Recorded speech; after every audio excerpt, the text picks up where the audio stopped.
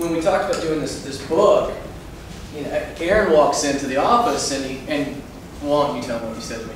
So I walked in his office and I said, I'm going to write a book. And charged $20 for it. And I mean, he couldn't believe it. He's like, this, $20, and they sold $1 million. He's been doing that. How much money was going to make? Oh, and I'm thinking, okay, if you don't beat your kids, they'll love you more. These are the book titles I'm coming up with. He's like, Eric, you know what? If you're nice to people, it makes them feel good. My question to you, and sort of the framework for tonight is, this is so obvious. So why are we so bad about it? So we spend most of our time at work. And so the one thing that we want to get across is, listen, we're with each other all the time. So it is important how we interact with each other.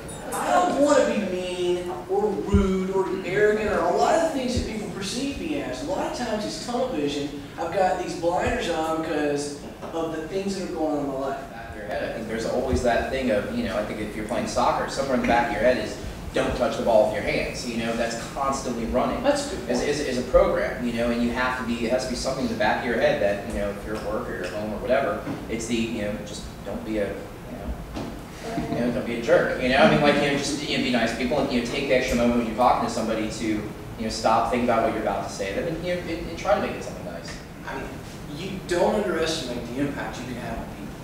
And I mean, your service manager, your grounds person, your customers, people that call you on the phone, vendors, it doesn't matter. If I come out there and I'm like, God, this thing's not painted, and the rug's done. I mean, you still have an entire day to be able to positively impact people. We talk about, at some point here, we talk about breaking the cycle. And that's incumbent upon all of us to break that cycle, not get bogged down in either someone else's negativity or you know, the minutia that is defining sometimes how we spiral these things out of control. You have an incredible amount of power. Choices what you do with it. Well, nature being that you're born a certain disposition, nurture meaning that you learn from your environments. I mean, which do you think is more, when it comes to somebody being a more positive person, which do you think it is that's more important?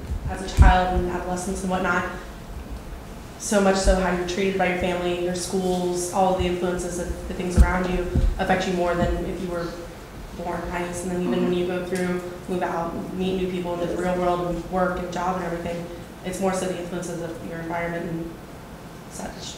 And, you know, I don't want to make any correlation between a prisoner of war camp in North Korea and a workplace other than to say that a lot of people, and a lot of people's situations are relative. There's a lot of people that have pretty darn good lives that walk around like they're in a prisoner of war camp.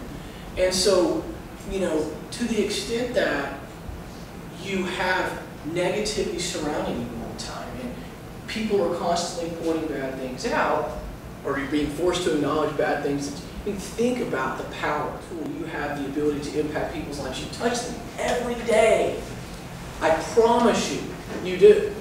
And I'm pretty sure most of you touch them more positively than negatively, but believe me, I mean, some of the times you don't even realize when you're impacting people's lives. So it's not, you know, oftentimes I hear that people need interaction with other people, like to stay sane. So when I read this, it was, these people had interaction, but it was all negative, you know, and it wasn't even like, you know, you suck. It was just, here's a letter or something bad that happened. So when it hit my head, I was like, wow, it's pretty powerful that complete isolation is less damaging mentally than negative feedback. Negativity literally kills, as you just said. I mean, kills you emotionally too, just a body.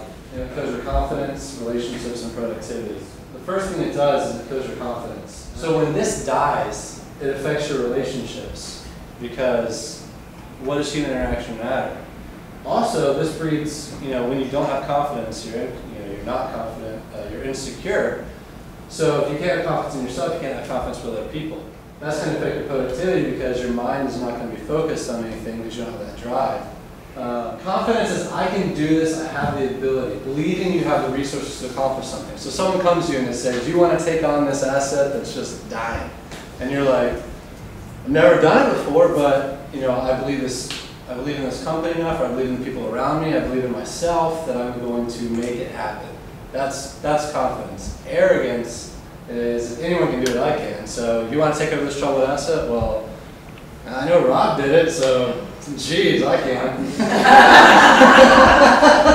That's about right. Yeah. Confidence is on a personal level. You have a personal belief. Arrogance is insecure at its root because you're comparing yourself immediately to other people. You're saying, I'm better than them. Not follow confidence and flee arrogance. People will follow confidence all day long. You can just see a confident person and you go, they're going to succeed. And if they don't, I'm at least going to trust the decision they made, even if it fails, that they made the right decision.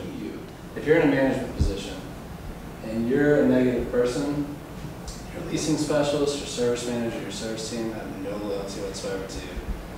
They have loyalty to their paycheck. The biggest asset you can have as a manager is loyalty, and you have to earn it. And you have a lot of control over how loyal people are to you, just by how you treat them. We are agents between the organization and the residents. So if we're not loyal to the organization, what do we care about John Roper? Raise your hand if this has ever happened to you. You get a bunch of A's and a B, and your parent says to you, Yeah, that's what he did. He brought this thing home, and I mean, I try. I love my son. I do. And I'm like, hey, buddy, how's it going? And I didn't even recognize it until I saw the slide, and I'm like, I felt like a total schmuck. I just did this to the poor boy. Like, God, you got a B plus in math. I mean, forget that he's in 5th grade taking 6th grade math and all this other stuff. And I didn't even know I did it. I was trying to, how do we get this up instead of saying, great job, great job, great job, great job. And 6 things on their report card, I point out the negative. I have a personal example. When I was younger, probably something around 5th to 6th grade, I came home and I was always like that A student, straight honor roll.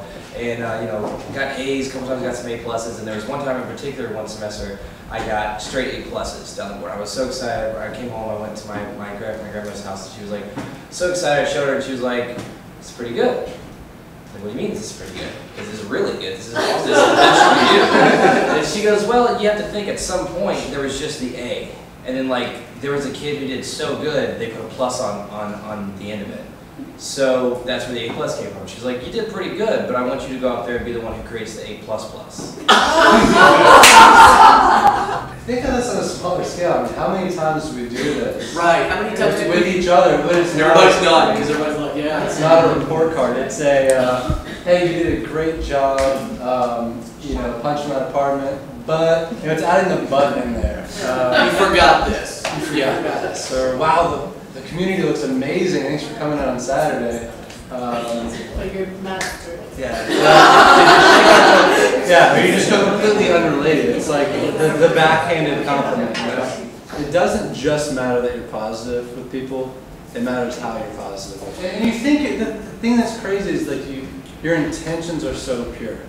And it's scary when you look back and go, wow, like sometimes well-to-do intentions can be devastating on somebody emotionally. That's really scary, and it makes you think about how, emotions can be a weapon to either defend or tear somebody down. It's important for you to know what your strengths are. It's important for you to know, it's important for you to know what they are. It's important for your team to know what they are. It's also important for you to know what theirs are. And that really helps interpersonal relationships. Some people are born to lean towards one strength, and other people develop their strengths because whether it's subconsciously or because you make a conscious effort to, you develop these strengths because it's what you're passionate about. The example that the author gives in the book is, he goes, listen, when I brought home my report card and I had A's and B's, my parents would not say, you need to focus all your time to bring those B's up. They would say, this is a great point. You need to focus all your time on those A's. Like, you're doing good in your classes you're getting B's in. But you're obviously doing excellent in the other classes for a reason. Follow your passion. Because that's where all your passion is. So divert more attention into that. Don't just get an A, get an A++ in it. A lot of people go through life and they decide their major and their career not based on what they're actually good and enjoy doing. Taking that passion and making it into something that can make money, And if you can make money off of it, it's a great passion. If you can't, then it should just be a hobby. Aaron, I'm glad you found the time to come in. How are you doing? I'm great. Thanks for asking. Listen, I want to talk about your OLR really quick before we get started. All right. First of all, I really appreciate the fact that you came in last Saturday to make sure those checks got to the bank on Monday. Ah, no problem. I actually don't have any friends, so not a big deal. That's absolutely fantastic. Also, you've done a really good job this year with your payment plans. I know last year we sent about $50,000 to collections, but this year we've been able to cut that in half and still collect. Pretty impressive. Yeah, I really actually made it a point to bring the collection number down this year. I've been able to work with a lot of parents on payment issues. Great. I want to talk to you about the last couple of months. You've always been one of my top performers, and I've heard lots of good things about you from on-site, also from upper management interactions with you. We've been slipping a little lately in regards to OLR, which is uncharacteristic for you. I would love to see you back at the top where you belong. What can I do to help out? Well, I've actually been pretty overwhelmed with helping the leasing staff lately, and it's eating into my ability to take the time to collect and get 3-day notices out. I knew it was something like that. I can't promise to get you guys more leasing help, but what is your most active time of the day for leasing? Usually between 3 and 5 p.m. Tell you what, I'll get leasing help here when I can at the beginning of the month, and if I can't, I'll come by personal during those times to help out, so you can focus on collecting rent. That'll be great. I know it gets frustrating sometimes, but stick with it. I notice how much hard work you put in to your job, and I'm always looking to promote talented people. Thanks, Rob. It means a lot. No problem. Keep in contact with me about how things are going. You're doing a great job, Aaron. Thanks.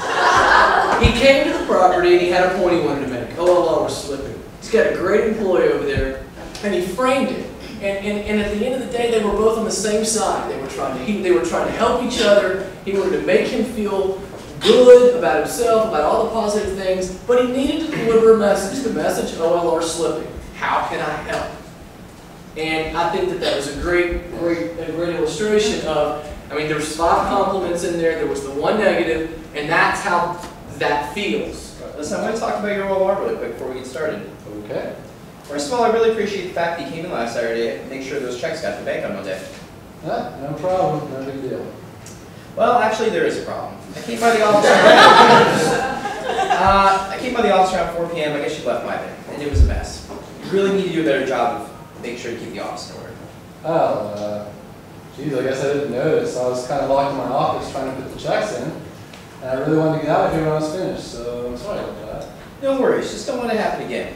Also, you've done a really good job this year for your payment plans. I know last year we sent about $50K to collections, but this year you've been able to cut that in half and still collect. Pretty impressive. Yes, I've actually made it a point to bring that collection number down this year. I've been able to work with a lot of parents on payment issues. Yeah, look about that. I got a call from a parent last week. Someone named Miss Johnson. She said you were incredibly rude on the phone. What's up with that? She called you? Sorry about that. Yeah. I meant to warn you she'd be calling. She doesn't want to pay anything because she claims her son's roommate was the one who didn't pay. I explained how the joint lease works, but she was furious and asked for regional numbers. I had to talk to like 8 parents that day. I was at my wit's end. I'm sorry. Well, just remember to warn me next time so I can be out of the office. Man. I'm really sorry. Listen, you've always done a great job for me, but I need to be frank with you. Your OLR is slipping lately, and quite honestly, it's embarrassing. Let's go ahead and bring that up so upper management isn't on my back next month, okay? Thanks, buddy. You know, I mean, it's like you're so scared to be out there and complimenting somebody or making somebody feel, you feel almost like subconsciously obligated to make sure that they also know there are 3 or 4 things they don't do well. And you know, try to protect yourself and go in there. I think you guys did a great job.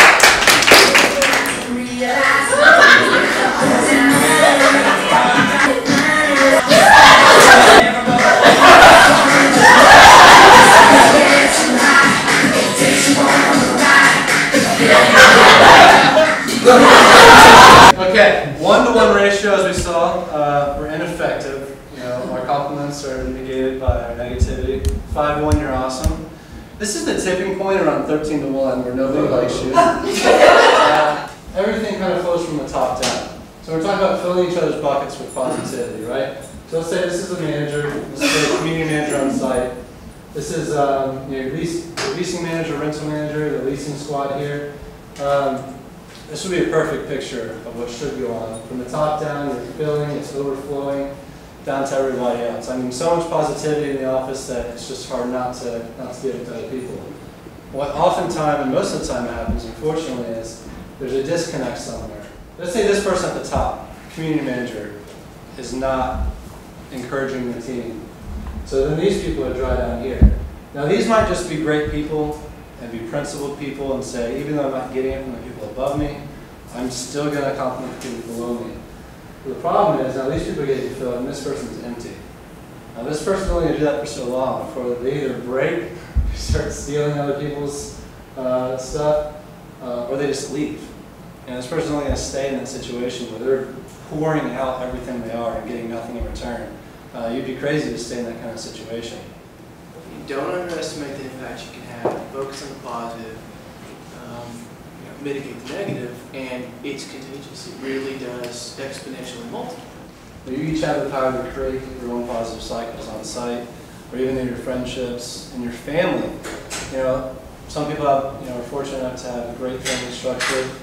Other people we're talking about work, but this might even be in your family life, to where you need to break the cycle and create, positive cycles down through your, through your family. Just because you compliment somebody doesn't mean that they're going to receive it well. There's a lady, she's like the new director of sales of this organization. She comes on, she has a stellar sales guy. So she's like, man, I really want to recognize this guy. And she hands him a plaque. And he's like visibly upset. And he just goes up to the mic and he says, great, another plaque.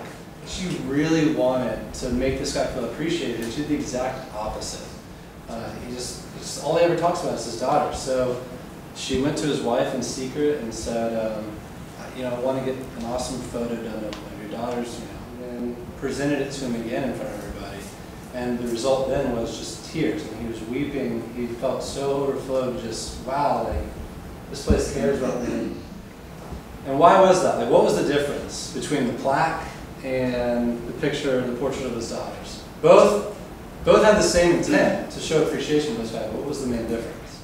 She personally went out of her way to find out what makes him tick, what is important to him in his life, and what is special to him, to give something to him that he would value and appreciate just as much as she probably appreciates him. But the point, I think, is to reverse the golden rule. Right. The golden rule being? The golden rule is treat everybody how you would like to be treated. The reverse golden rule is treat everyone how they would like to be treated. People are touched in different ways. Different things mean different things to different people, and that is so important. It's so important with positivity and negativity and interpersonal relationships. I think it's cool that Bennett likes to cook. And I look around this room and I see really committed people that I could, that I think a tremendous amount, except for Di. Bennett has taken the time to figure out that his guys like it when he brings them food. I guarantee you that means a lot to those guys. I promise you, they are happier at work, they're working harder. And so he took the time to and I know Rob's done that stuff. I know for a fact he has. And I'm sure others of you have as well. But it's the reversing of the golden rule, relating it to what means the most to them, and that's how things, I think, really touch people and how you get the most out of it. Ways that people are different. Some people want flowers from their loved ones. Some people. My wife has more words of affirmation. Honestly, the easiest way to figure out what people's love languages are, or how they want to be encouraged, which is probably more appropriate for the workplace, is how they encourage others. Watch your leasing specialist, watch your service managers. See when they show appreciation to somebody else, watch and really learn how they do it. So they guarantee you that's how they want it in return.